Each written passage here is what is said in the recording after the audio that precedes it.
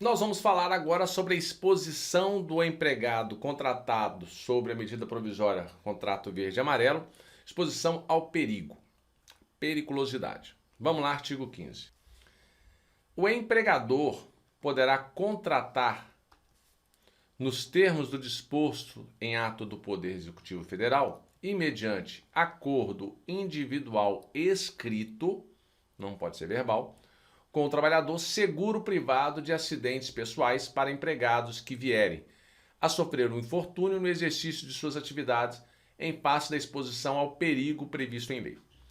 Aqui fala que poderá. A Constituição Federal fala que é um direito do trabalhador urbano e rural. Nós temos lá na Constituição Federal, artigo 7º, que é um direito do trabalhador urbano, seguro contra acidente do trabalho a cargo do empregador, sem excluir a indenização que está obrigado quando incorrer em dolo ou culpa. Então, olha aí uma contrariedade. Lá na medida provisória fala que poderá. A Constituição fala que todo empregador tem que manter um seguro para a garantia do seu empregado. A outra observação. Então, esse seguro que poderá é relacionado para as seguintes coberturas: morte acidental, danos corporais, danos estéticos e danos morais. Aqui uma hipótese que pode ser cobrada em sua prova e tem que ficar atento. A contratação de que trata o caput não excluirá a indenização que o empregador está obrigado quando incorrer em dolo e culpa, que copia a Constituição Federal.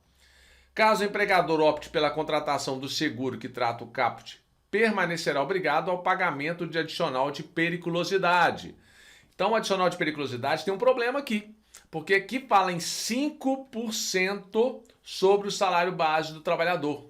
E o artigo 193 da CLT fala que todo trabalhador tem direito a 30%. Então, está criando aqui uma diferenciação de adicional de periculosidade para esse tipo de empregado. Então, vejamos o que diz o artigo 193. Aqui nós temos: são consideradas atividades e operações perigosas na forma da regulamentação aprovada pelo Ministério do Trabalho e Emprego, hoje Ministério da Economia, aquelas que por sua natureza ou métodos de trabalho impliquem risco acentuado em virtude de exposição permanente ao trabalhador. Então, se o trabalhador trabalha com inflamáveis, explosivos e energia, tem direito adicional de periculosidade. Se ele está sujeito a roubos ou outras espécies de violência nas atividades profissionais, de segurança pessoal e segurança patrimonial, então roubos aqui, também nós temos o adicional de periculosidade. E o inciso aqui embaixo, aqui, o parágrafo 4º, são também consideradas perigosas atividades de trabalhador em motocicleta. Então nós temos 1, 2, 3, 4, 5 hipóteses de periculosidade. Agora, o trabalhador em condições perigosas assegura ao empregado um adicional de 30%. O contrato verde e amarelo está falando em 5%. Sobre os salários sem os acréscimos resultantes de gratificações, prêmios ou participações nos lucros de empresa. Então isso aqui não entra para cálculo do adicional de periculosidade. O empregado poderá optar pelo adicional de insalubridade que porventura lhe seja devido. Aqui nós temos que se o empregado trabalha em local que é perigoso e insalubre, ele tem que optar um pelo outro, não pode receber os dois. Inclusive foi uma questão da última prova do exame da OAB.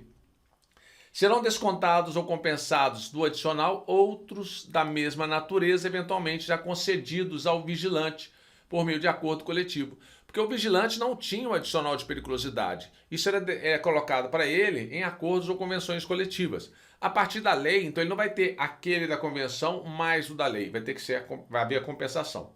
Então essa é a observação com relação ao contrato verde e amarelo. O adicional de periculosidade somente será devido quando houver exposição permanente do trabalhador. E o que é essa condição permanente? A exposição permanente dele. Se ele ficar exposto, no mínimo 50% do tempo de trabalho dele ao perigo. Ele foi contratado para 8 horas, então ele tem que ficar no mínimo 4 horas em situação de risco para ele receber 5% de adicional de periculosidade. Já o trabalhador urbano, nós vamos ter a súmula 364, que vai tratar sobre isso, em que diz que tem direito ao adicional de periculosidade o empregado exposto permanentemente ou que, de forma intermitente, sujeita-se à condição de risco. É indevido apenas quando o contato dá-se de forma eventual, assim considerado fortuito, ou que, sendo habitual, dá-se por tempo extremamente reduzido. Então, quando que o trabalhador urbano e rural não tem direito ao adicional de periculosidade? Apenas quando o contato dá-se de forma eventual. Então, de vez em quando, ele vai uma vez por semana, ou considerado fortuito. Ele precisou entrar uma vez num setor que é perigoso, ou exercer, foi entregar, o trabalhador foi fazer uma entrega de moto. Ele não faz isso habitualmente, então não vai ter o adicional de periculosidade. Ou sendo habitual, há de se por tempo extremamente reduzido. Um empregado que passa num setor de energia elétrica só uma vez por dia ali, só passa, só. Então, é eventual. Não é válida a cláusula de acordo ou convenção coletiva de trabalho fixando o adicional de periculosidade em percentual inferior ao estabelecido em lei. Nós temos uma lei que fala que é 30%. Agora, nós temos uma medida provisória que fala que para o contrato verde e amarelo seria de 5%. Olha a contradição aí. Então, vai ter problema isso aí lá na frente. Seguindo aqui o raciocínio, então nós temos aí a finalização, as diferenças do contrato verde e amarelo.